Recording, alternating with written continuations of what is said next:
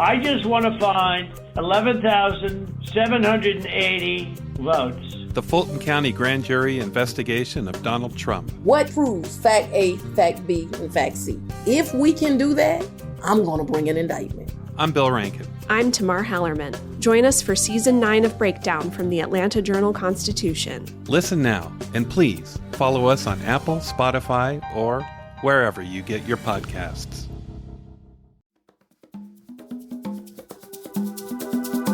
Today on CityCast Denver. In the wake of the Club Q shooting, a lot of people are asking what happened.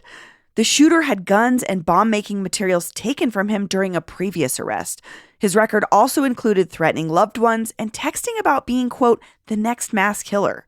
Wouldn't this be the perfect situation for Colorado's red flag law to be used? Turns out it's not that simple.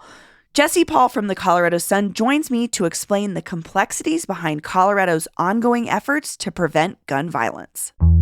Today is Monday, December 12th, 2022. I'm Bree Davies, and this is CityCast Denver.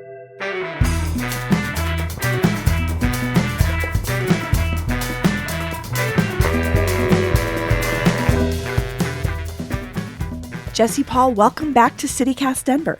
Thanks for having me. So, Jesse, after the Club Q shooting, I know a lot of folks were asking, why wasn't the red flag law, why weren't red flag laws used? Can you tell me what happened there? Yeah, it's kind of complicated, and there's a lot of history, and we just got more details on this, in the last 24 hours before our conversation here. So what we know is that, this person was arrested in 2021, in this case, threatened to become a mass killer during that case, and went through an entire court proceeding. Charges were eventually dismissed by a judge, but nowhere along that time did local law enforcement or the suspect's family members petition a judge to have a red flag seizure. Okay, let's back up for just a minute. Can you explain what a red flag law is and how it works? Colorado has one. It was passed by the legislature in 2019. Signed into law by the governor in 2020. And what it allows to happen is for family members or law enforcement to petition a judge to temporarily order the seizure of someone's firearms and to block them from purchasing more weapons. And so these seizure orders last 364 days at a maximum. There's some important details in there. There's a preliminary order that lasts 14 days, and then the longer one lasts 364. But essentially, the judge has to decide whether or not a person is a significant risk to themselves or others in deciding whether to order that seizure.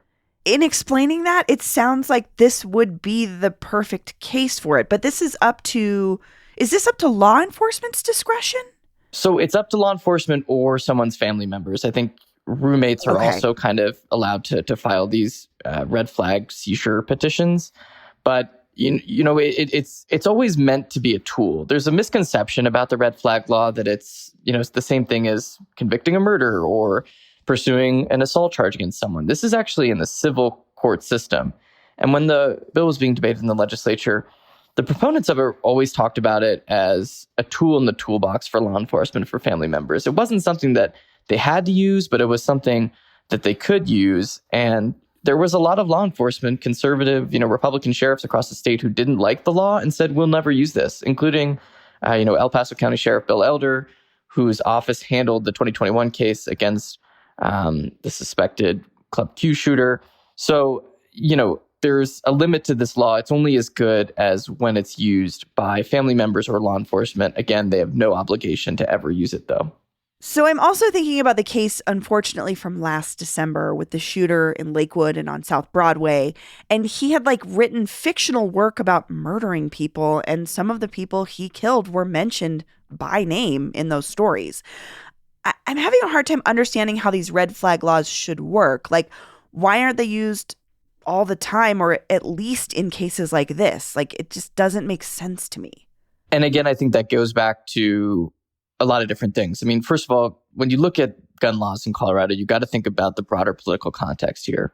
When Democrats tried to pass new gun control measures in 2013 after the Aurora Theater shooting and Sandy Hook, there was an extreme amount of pushback from Colorado voters, from Republicans.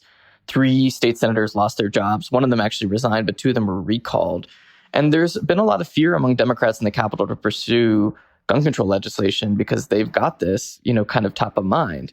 And when the red flag law was introduced in the legislature, it was the first time since that 2013 slate of legislation, those recalls, that Democrats really pursued gun control legislation in Colorado again. They had just won back their majority in the legislature, and it was controversial. They tried to do it in 2018 when the legislature was split between Republicans in the Senate, Democrats in the House.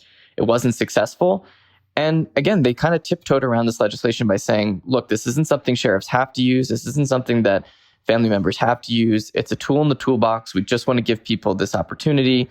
And this is how it's used in other states. There's no mandate that people have to use these laws in other places.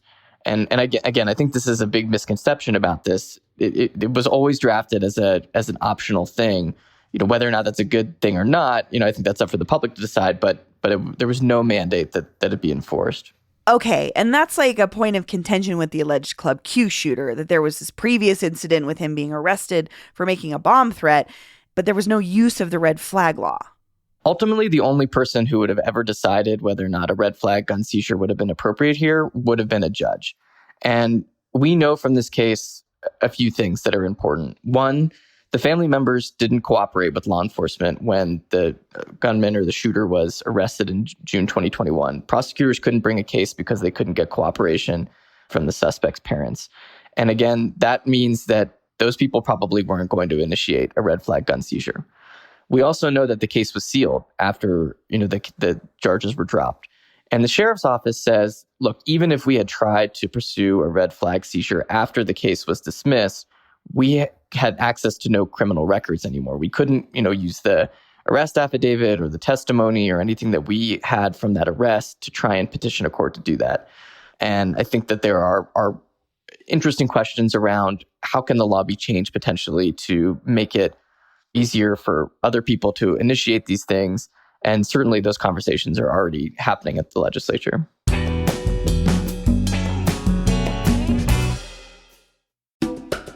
This episode is brought to you by the How to Buy a Home podcast.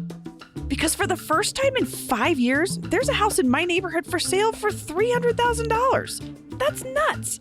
And that's just a sneak preview of 2023, which could be the year of the first-time home buyer. A lot of people are predicting a recession, and that could mean buyers have more power, less cutthroat competition, and more homes on the market that could get more affordable. If you haven't listened to the How to Buy a Home podcast, now is the perfect time. Host David Sidoni is an industry expert who has helped thousands of people just like you all over North America buy their first homes. Since 2005, David has been the undisputed first-time homebuyer authority. His How to Buy a Home podcast has helped so many listeners close on houses they thought were impossible, even as things went nuts in the past couple of years.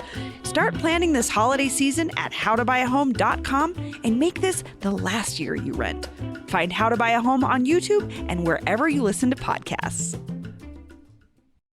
Jesse, it feels like there's this huge disconnect between laws that are made and then actually understanding those laws, but also implementing them. Like, I'm thinking about how it's one thing to create a law, and it's another thing to make sure people know about it and understand how it's supposed to work. And I think you have to remember, too, that the average person on the street probably doesn't know that Colorado has a red flag law. And there's been a lot of talk about making, information about red flag laws or the red flag petition process more available to Coloradans. So who knows if the family even knew this was an option that they could pursue. It's a relatively new thing. And there's also issues with the law that it's not perfect. It's always been something that has needed tweaks. And I think the legislature always knew that.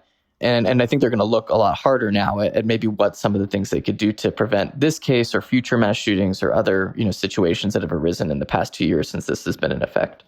So in the end, is there any accountability for law enforcement in situations like this? Like, is there something they could have done? I think that's a question for voters to decide. I mean, sheriffs are elected, so are district attorneys, and folks in El Paso County will have a choice in the next couple of years about whether or not they want to reelect the people who are in those positions. Sheriff Elder is actually leaving office in January. He's already got a replacement coming, but District Attorney Michael Allen will be up in 2 years. But certainly, these folks have faced a ton of questions about this case. And I think appropriately so. And when you talk to policymakers, they'll often tell you too, I mean, on both sides of the aisle, there's no panacea. There's no perfect solution that can stop every single case. And I think that's important to remember. It's hard to tailor policies that can, think about every single situation that's going to unfold. And you see the legislature respond when something like this happens to try and prevent it from ever happening again, or a certain set of circumstances. But something always changes. Each one of these cases, I've covered so many mass shootings now, are different in significant ways. So lawmakers return to the Capitol in January. What is next? What are lawmakers talking about when we are faced with yet another mass shooting? So there's a lot of talk about expanding who can file the red flag gun seizure orders, and to expand that to district attorneys. Again, probably wouldn't have helped in this case because the DA down there is opposed to this anyways. Expanding it maybe to teachers or mental health professionals who, deal with people on a daily basis, who know the intricate, thoughts of students or young people who are dealing with mental health issues, or any person who's dealing with a mental health issue. There's also more talk of more specific gun control measures, such as raising the minimum age for which someone can buy a gun.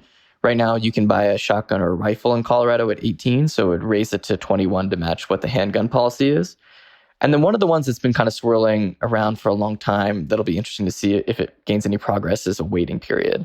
And that would be a law that would require a certain set amount of time, whether it's 2 days or 10 days, between when someone purchases a firearm and when they can have access to it. And then the kind of big kahuna that seems extremely unlikely, but that lawmakers are debating, is an assault weapons ban. And the reason why it seems unlikely is kind of multifold. I mean, first of all, there's political reasons why it seems unlikely. The governor isn't super on board with this and obviously has a veto pen that he can use for such legislation.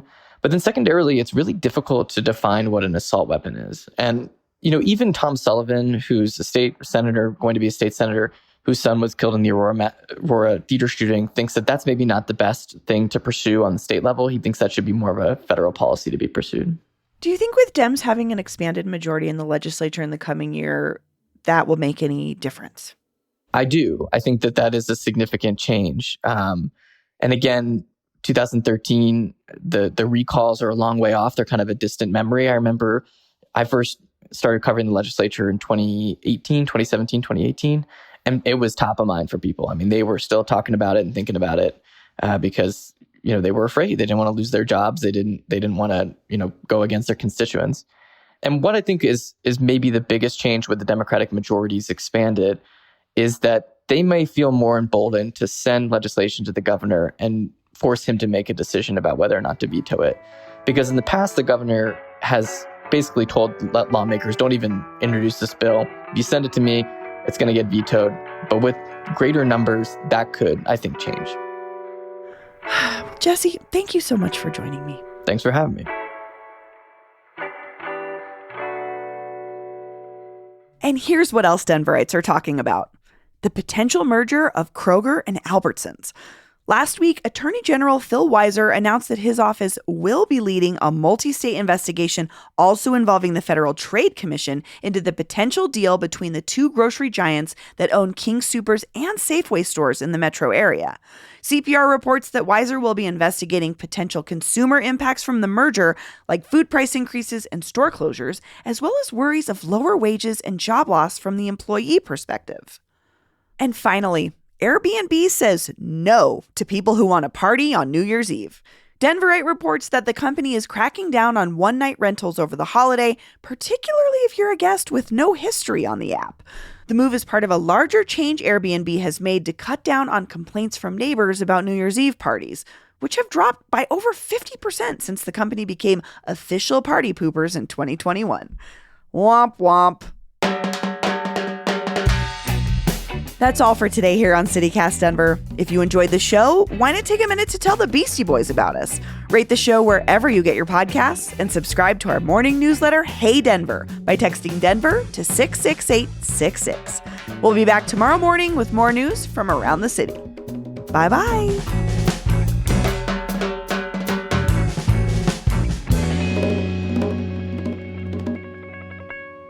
Hey, Brie, you're kind of a nerd, right? I want to show you this cool thing I've got. Whoa! It's a Mrs. Pac-Man? Yeah. from the 80s. Oh my God. I want to hear the sounds. I mean, those things make that's the nostalgia Do you for want me me to is turn the it sounds. I think I can do it. Oh, here we go. Yeah. Hold on. Wow. No, No. I bet it just plays. Yeah. Oh my God.